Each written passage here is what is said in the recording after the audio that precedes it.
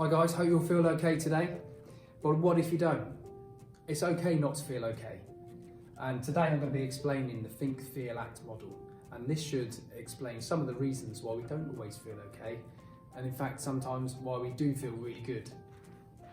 So, think, feel, act model. It works both ways. You can see the arrows go both ways. We've got the think at the top, then the feel in red for a particular reason, which we'll come on to in a minute. And then you've got the act. So starting off at the top, what you think. What is it that you're thinking?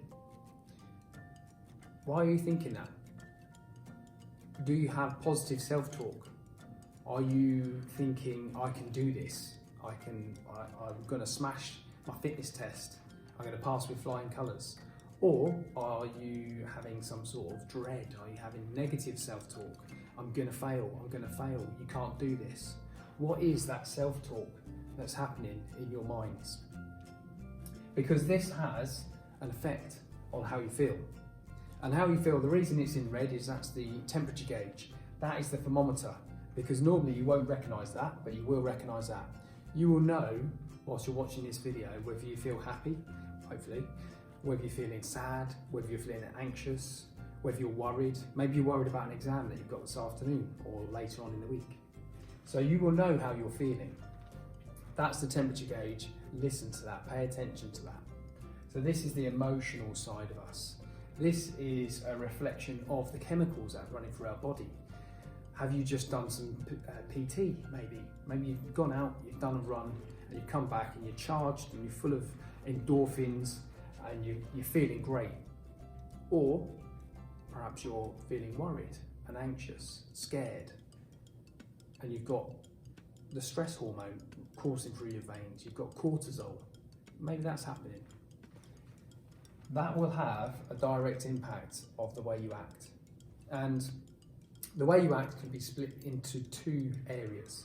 So it can be split into the physical response, or it can be split into your actions, your behaviour.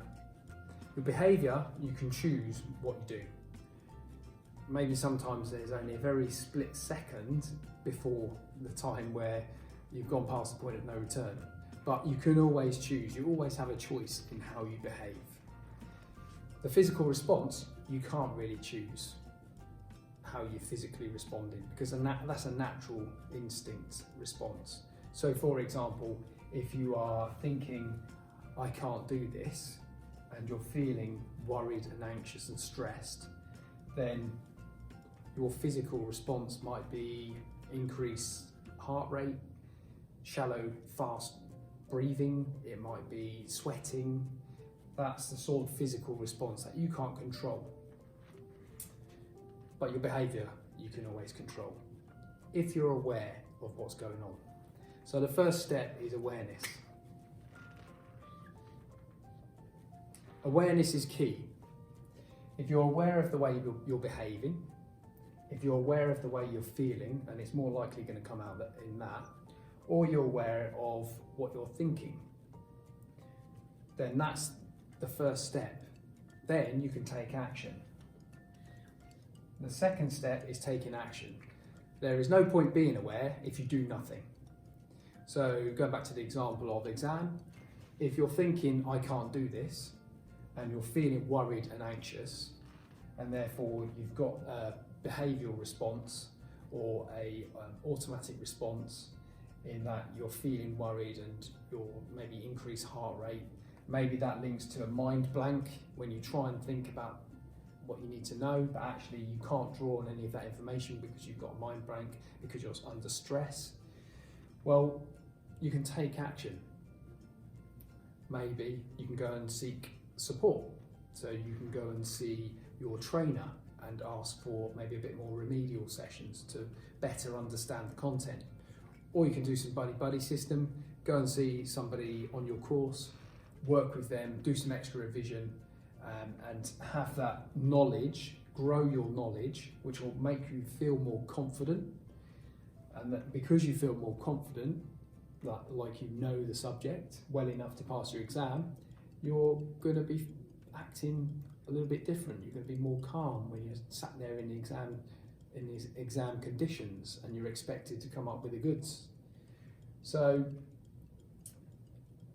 having awareness is one thing, but taking action is the biggest thing. Hope that's helped you today, guys, to better understand yourself and others. If you recognise some of these warning signs in others, as always, the buddy system is there. Look out for your wingman. Help out wherever you can. I think the biggest thing in all of this, when you are aware that something's going wrong, the first action you want to be thinking about is talking to somebody. Because if you share that load, maybe that mental load that you're under, if you share that, it will make you feel a whole lot better, and therefore your actions will go well. Okay, I hope that's helped.